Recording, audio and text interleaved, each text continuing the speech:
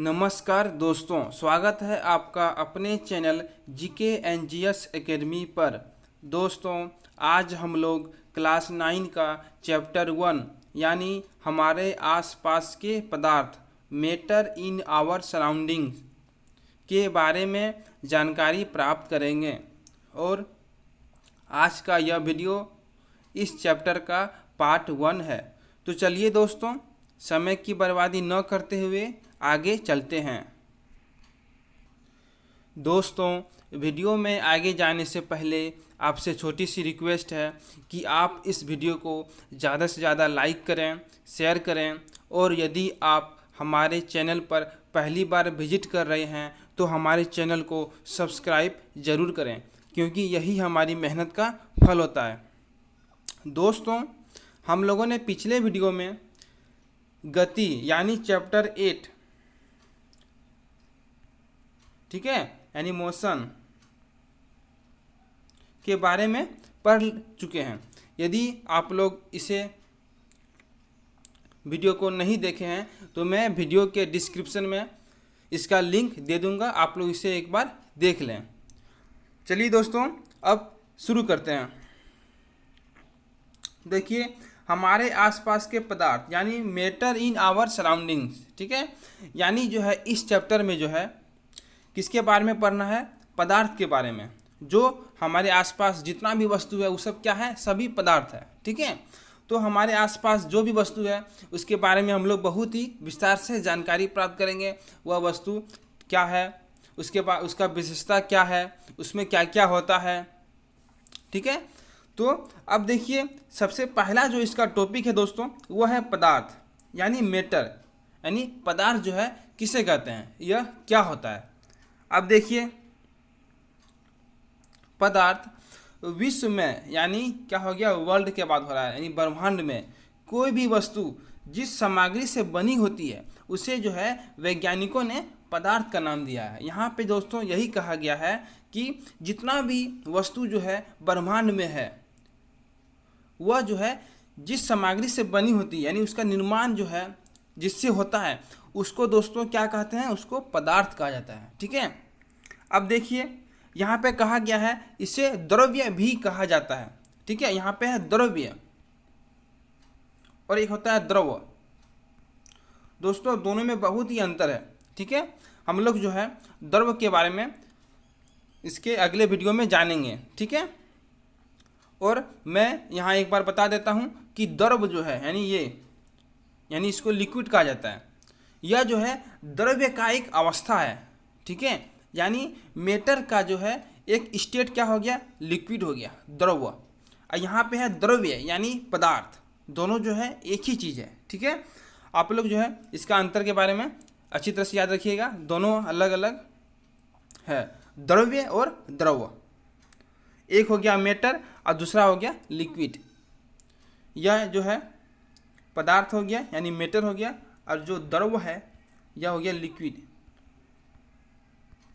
ठीक है। अब देखिए, उदाहरण जैसे हो गया पौधा हो गया, टेबल, कुर्सी, रेत, बादल, जितना भी वस्तु जो है यह सब क्या है दोस्तों? पदार्थ है, ठीक है। अब देखिए, ये सभी वस्तुओं का द्रव्यमान होता है और ये कुछ स्थान घेरती है। यदि हम लोग देखें पौधा, तो पौधा भी जो है इसका कुछ भार होता है, इसका भी जो है कुछ स्थान घेरता है यानी द्रव्यमान होता है। टेबल का भी, कुर्सी का, रेत का एक कण भी लेते हैं तो उसका भी जो है एक स्थान घेरती है, यानी उसका आयतन होता है और उसका द्रव्यमान भी होता है, ठीक है दोस्तों। तो यहाँ पे हम लोगों ने देखा कि जो पदार्थ है उसका जो है एक द्रव्यमान होता है और वह स्थान घेरता है, मतलब उसका जो है कुछ न कुछ आयतन होता है, वॉल्यूम होता है।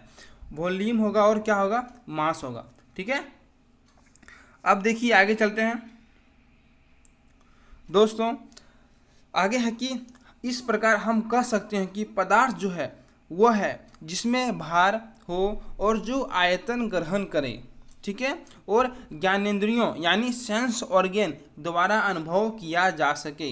अब दोस्तों, हम लोगों ने भार के बारे में जान लिया, यानी द्रव्यमान एक तरफ का है, आयतन यानी जो स्थान घेरता है, ठीक है। अब यहाँ बात किया गया है कि ज्ञानेंद्रियों। अब देखिए दोस्तों, जो ज्ञानेंद्रिय होता है वह मानव का शरीर में जो है मुख्यतः जो है 5 होता है, ठीक है। पहला हो गया आँख। आँख से जो है हम लोग किसी वस्तु को देखते हैं।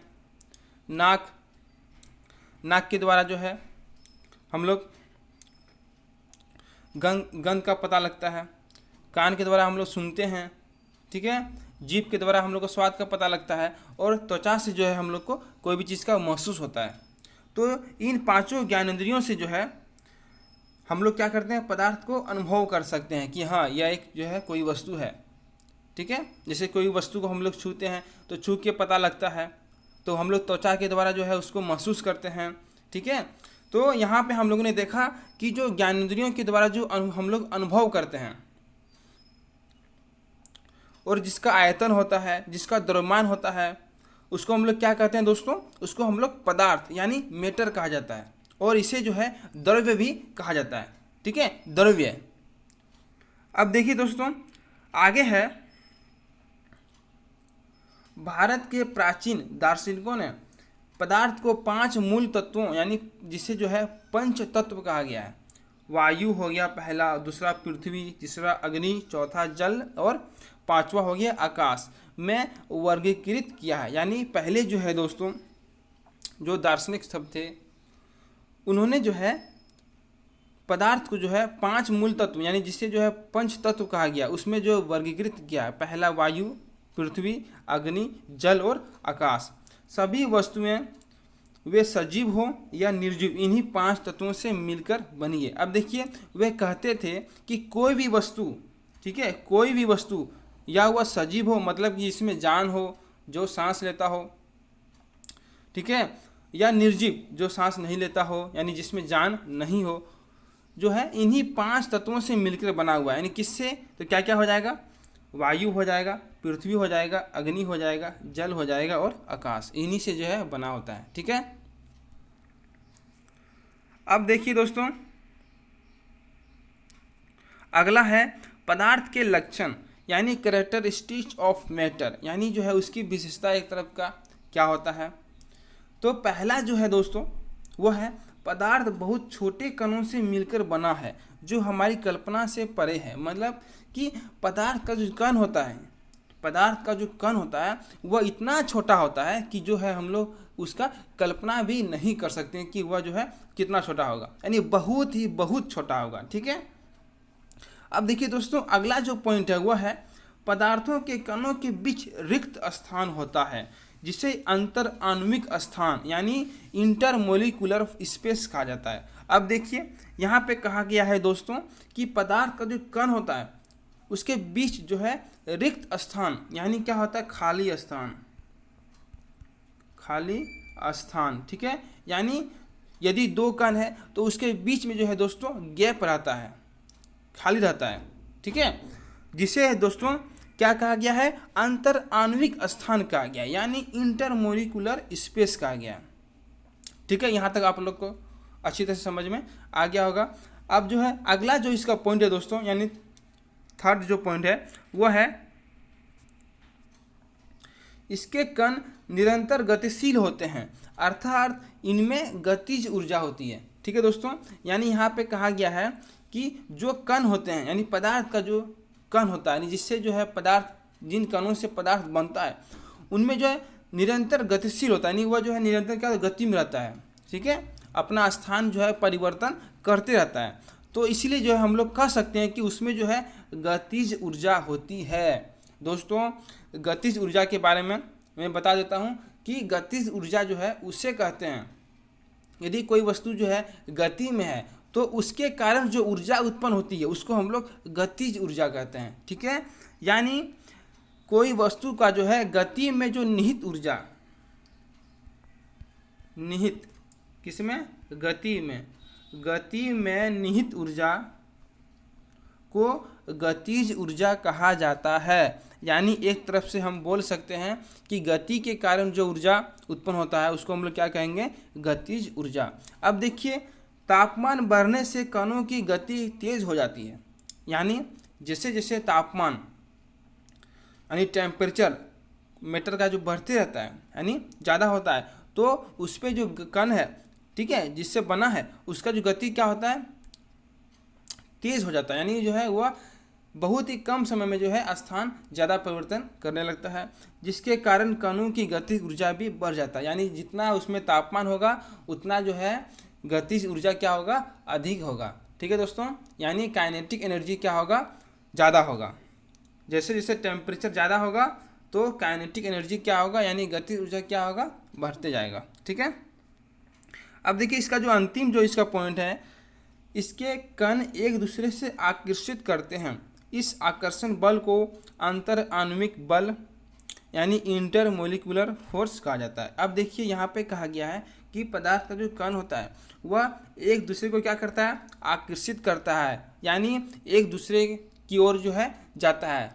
ठीक है, इस आकर्षण बल को जो है अंतर आणविक बल कहा जाता है, यानी इंटरमोलिकुलर फोर्स कहा जाता है। ठीक है, मतलब यहाँ पे यही कहा गया कि जो पदार्थ का कण होता है वह जो है एक ही ओर जो है गति करता है। जैसे यहाँ पे हमने दिखाया, ये एक कण है, दूसरा ये कण है मान लीजिए, तो दोनों जो है एक दूसरे की ओर आकर्षित कर रहा है। ठीक है, अब देखिए इस बल का जो है सामर्थ्य प्रत्येक पदार्थ में अलग अलग होता है। मतलब कि जैसा पदार्थ होगा वैसा जो है इंटरमोलिकुलर फोर्स अलग होगा। ठीक है, यानी जो इंटरमोलिकुलर फोर्स है वह जो है डिफरेंट मैटर में जो है डिफरेंट तरह का होगा। ठीक है दोस्तों, आज हम लोग इस चैप्टर में जो है पदार्थ क्या है और पदार्थ के लक्षण क्या होते हैं, ठीक है, यानी हम लोगों ने पदार्थ के बारे में जाना